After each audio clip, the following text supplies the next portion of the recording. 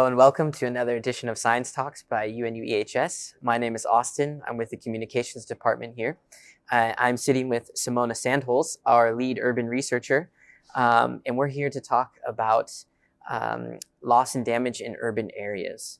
So to kick off this discussion, Simone, I want to start with a vocab to get us all on the same page. What does loss and damage mean, first off? Right. Hi, Austin. So loss and damage actually is a term coined first by the UN climate negotiations in 2007. And you got to see it in the context of climate adaptation and mitigation. So while mitigation is about reducing emissions and adaptation is about adaptation to climate impacts, loss and damage is recognizing that probably we're not doing enough on adaptation and mitigation, but there will be losses and damages from climate-induced disasters. And these we need to address. Okay. And the next term I want to go over real quick is urban informal settlements. Loss and damage in urban areas tend to this discussion should focus on informal settlements. So what are urban informal settlements? Right. So urban informality or informality in general means that people are living in places where they don't necessarily have a land title, no land tenure, and that is often because they might be very poor or are facing other vulnerabilities. So in the end, they are forced very often to settle in places they could be evicted from, and then we can talk about informality. And globally, this is more than 1.1 billion people. Okay, wow. And I think that puts it into great perspective. These settlements are often also prone to hazards. So what type of hazards might they be prone to typically? And then maybe how does that fit into this discussion on loss and damage? Right. So obviously, many cities worldwide are prone to different natural hazards, and the informal settlements within the cities are too. However, they're built often on the remaining spots, the vacant land in cities, and that's the floodplains along rivers, that's the steep slopes, and so they're even more vulnerable than other areas. So they're often prone to flooding, to landslides. It could also be to heat because they're also very often super densely built. So obviously, any heat wave would touch them or would address them even more. Okay. And then how does loss and damage sort of exacerbate it maybe in such scenarios? Well, we could, on the one hand, think, hey, these people are living in precarious conditions, so their losses and damages, if we think in economic terms, might even be worth less. But however, that's a very wrong thinking because they are losing all their safety nets. Their only belongings might be in that settlement. They don't hold any insurances, no formal jobs very often. So losses and damages are very particular in these areas because the disasters might also just wash away, wipe out any of their belongings, and that's actually all they might have. Okay. And I think this informality also is really important here in the context of trying to address loss and damage. So how might that be difficult in informal settlements to address loss and damage? Are there things that go unseen, for instance? Absolutely, and that's one of the key challenges. So we do know, and I've said it, we talk about more than 1 billion people worldwide. However, very often in urban planning, these people are not addressed because they're not living there formally. They're not part of the urban planning. So even their losses and damages or whatever happens to these people in disasters might go completely unseen because they're not part of a public census. And how can you claim that you have lost your house or you have lost something else, your belongings, if this is not captured, if you don't have the data? That sounds very easy, but lack of data and lack of recognition are the key issues here. And that, of course, then also results in lack of access to whatever compensations, including for losses and damages. Okay. And then, so this, I mean, you already said the amount of people in the world affected by this. So why is it so important to talk about this, particularly now?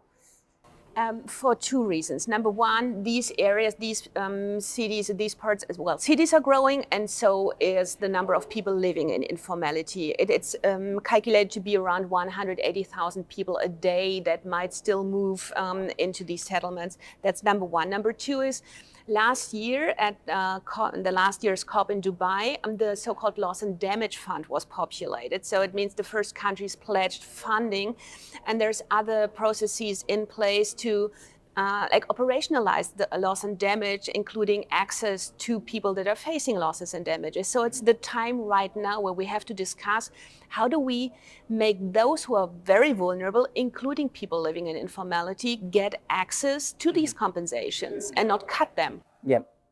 And how, I think in this discussion as well, you kind of notice that a lot of this sort of perpetuates itself. So how is these already pre-existing social vulnerabilities impacting or working themselves in this discussion? Should we address those things first, so to say?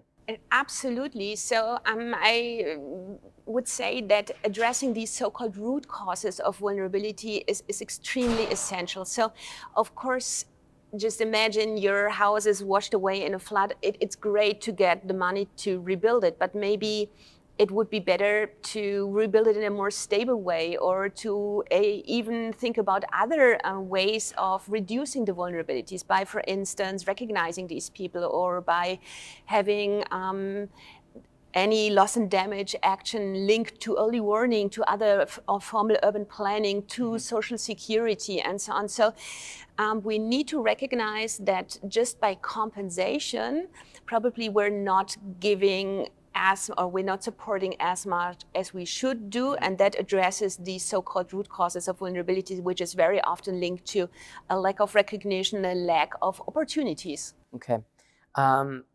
Another thing that I find very crucial to this topic is actually sort of locally led action. A lot of this happens for us. We always say on the ground, but for people, that's where they live, that's where they reside, that's their livelihood.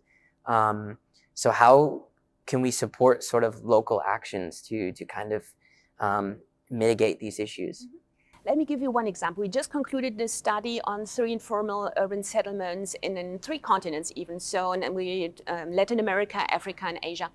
And what we found is that next to formal action, so to say, from the city, from the national government in support of disaster risk reduction and also relief and recovery after events, it's very often the locally led action that helps people even more, because these people are often the first responders, if not the only ones. So they're in the place where things are happening, they're supporting their neighbors and their communities. And they even, together with often civil society organizations or other NGOs, have implemented some assessments. As I said, data is a key issue, but also some early warning response actions, so that they're kind of helping themselves. And if we now, with any well-intended action that would now be implemented, let's say from a top-down global level, that does not recognize what these people have built on their own, might not fail. It's still well intended, but might not be as efficient as could be. Okay,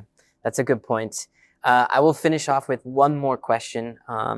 So then what would be sort of your key takeaways from this discussion on loss and damage? What are the important notes for our viewers to sort of take away when they hear these discussions going on about loss and damage? So I think it's a very important discussion, because it points at a very crucial thing, which is next to adaptation and mitigation, we need to recognize there are losses and damages, and we need to prepare for it. The second one is it will hit some people more than others, and those are the ones that are anyway living in high vulnerability, like people living in urban informality. And maybe ending on a more positive note, we don't need to start this from scratch. There is approaches in urban planning, there is approaches in social security and in social assistance, but also in a multi-level governance that can be linked to this action. And if we would be able to have this in a more systemic approach, then probably much can be done. Okay, that's good to know. Thank you. So some will be impacted more than others, and there are approaches that we can take forward to work on this issue. So we'll end it there. Thank you, Simone, for your time. Very much appreciated. And that's it. We look forward to bringing you another science talk here in the near future. Thank you.